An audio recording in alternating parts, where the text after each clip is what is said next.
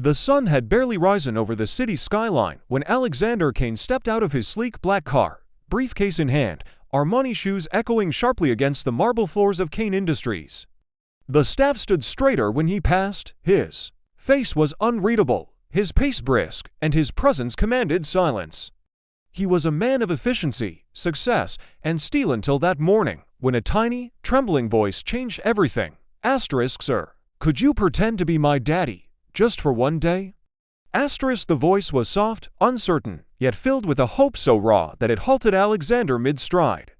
He turned to see a little girl, no older than 7, her hand clutching the hem of his tailored coat. Her eyes were wide and pleading, hidden beneath a mop of tangled chestnut curls. Her backpack was worn, her shoes too big, and her little pink sweater had a missing button. Security moved swiftly, already reaching for her, but Alexander raised his hand. "It's fine." The girl looked up, her lower lip trembling. "Please," she said again, quieter this time, "just one day. I promise I won't be a bother." For a moment, Alexander just stared. No one had touched that part of him in years. Not since the night he lost his younger sister, Emilia, to a drunk driver. She had died clutching the tiny teddy bear he'd won for her at a carnival. Since then, he had buried his heart beneath layers of business meetings, investment deals, and a fortress of emotional distance. "What's your name?" he asked quietly. "Lila." "Where's your mother?" She's working 2 jobs. She couldn't come to school for the father-daughter day, and all the kids get to bring their daddies. But I don't have one. Never did." He looked at her, really looked, and saw something achingly familiar in her eyes. That quiet strength, that desperate hope. She reminded him so much of Emilia. It twisted something in his chest. "I'm a very busy man, Lila," he said gently. "I know, but you look like a daddy, a real one. Like the ones on TV." She straightened up, trying to smile. "Please, just for today. Just so I'm not the only one alone."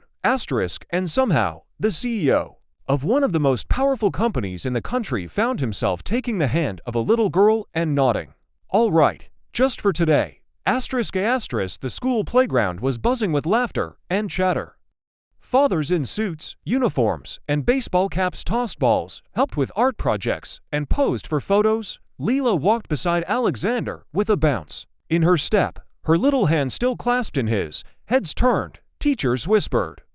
The other kids stared. "You're Lila's dad?" a boy asked skeptically. Alexander knelt to Lila's height and said, "Yup, that's my girl." Lila's eyes sparkled. They made paper rockets, painted tiny birdhouses, ate peanut butter sandwiches that Lila insisted on sharing. She introduced him as her dad to everyone she knew, pride swelling in her voice.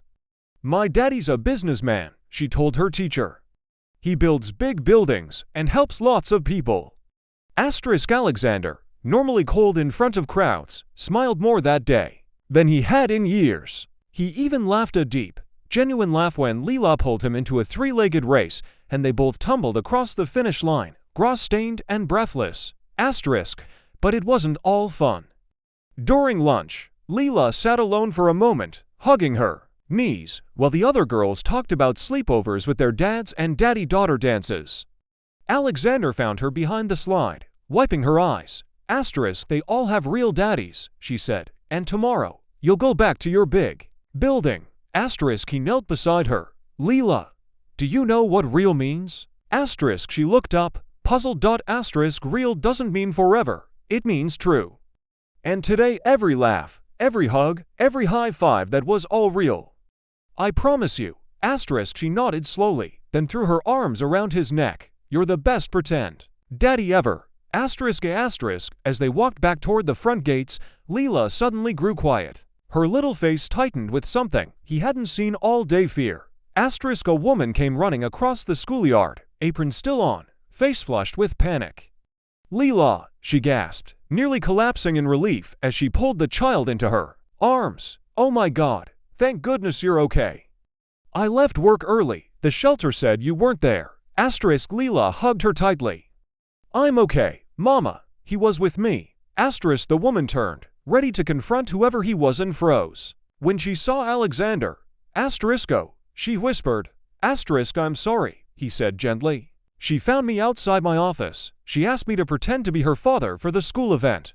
Asterisk, the woman's face flushed again, but this time with shame. I didn't mean for her to. Thank you, sir. I work all day, and I couldn't take another shift off or we'd lose rent. I thought she'd stay with the shelter volunteers until noon.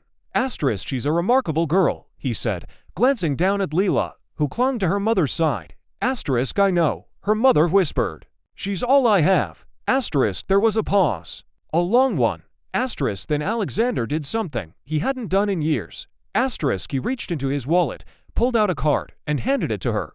Asterisk, my name's Alexander Kane. Call me if you ever need anything. Asterisk, the woman hesitated. Why died? Are you serious? Asterisk, very. Asterisk, she took the card with trembling fingers. Thank you. Thank you so much. Asterisk, he crouched down and gave Lila one last high five. Take care, little star. Asterisk, will I ever see you again? She asked. Asterisk, he smiled softly. I hope so. Asterisk, back in his penthouse that night, Alexander stood by the window, gazing at the lights of the city, but all he could see was a pair of wide brown eyes and a little girl's radiant smile. He thought of the lonely mornings she must endure, the missed birthdays, the longing for a father who never existed. Asterisk, he couldn't stop thinking about her. Asterisk, the next morning, instead of heading straight to his meetings, he made a call. Asterisk, find out everything you can about Lila and her mother. Quietly, I want options, school, housing, legal aid, everything. Asterisk, he wasn't sure why he was doing it.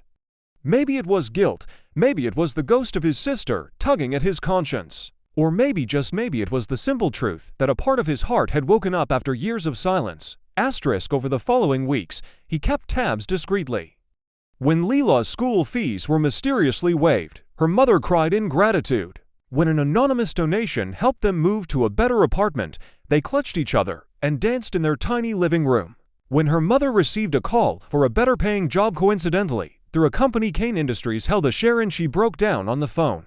Asterisk, and then, one Saturday, Alexander stood outside a small park. Lila was there, feeding ducks, with a bag of stale bread. Her eyes lit up when she saw him. Asterisk, Daddy.